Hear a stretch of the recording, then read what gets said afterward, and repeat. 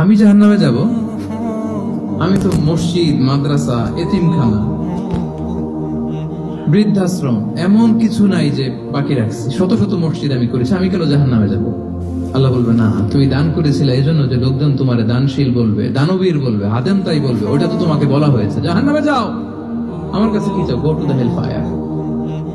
সেদিন আল্লাহ তাআলা অনেক আলেমকে ডাকবেন, অনেক দাঈদেরকে ডাকবেন,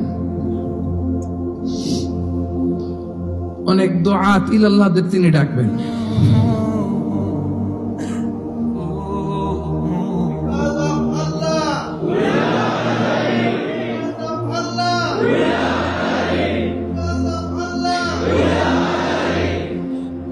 সেদিন অনেক দুআত ইলাল্লাহদেরকে ডেকে আল্লাহ বলবেন যে তুমিও জাহান্নামে যাও। সে বলবে, আল্লাহ কেন? আমি মানুষকে কোরআন শিখিয়েছি, আমি মানুষকে হাদিস শিখিয়েছি, আমার কথা শুনে অনেক নামাজ পড়েছে, আমার কথা শুনে অনেকে দাড়ি রেখেছে, আগে সুদ খেত, আমার কথা শুনে সুদ বন্ধ করেছে, আমার কথা শুনে তো আল্লাহ এরা নামাজি হয়ে গিয়েছে। দ্য এন্টায়ার সোসাইটি সুদ বন্ধ করেছে, নামাজ ধরেছে, তারা ফরজ যাকাত দিত।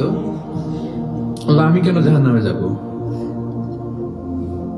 আল্লাহ বলবেন, তুমি এই দাওয়াতি কাজ করেছো, লোকজন তোমাকে বড় আলেম বলবে, লোকজন তোমাকে বড় সেলিব্রিটি বলবে, লোকজন তোমার নামে তাকবীর দিবে, তোমাকে বড় আলেম বলবে, বড় দাঈ বলবে।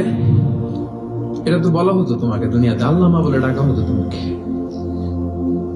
বাহরুল উলুম বলা হতো তোমাকে, জ্ঞানের সাগর, অনেক বড় দাঈ, অনেক বড় সেলিব্রিটি তোমাকে বলা হতো এই দুনিয়াতে।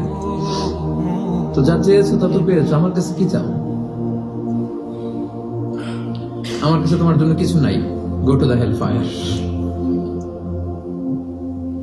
তুমি জাহান্নামে যাবে।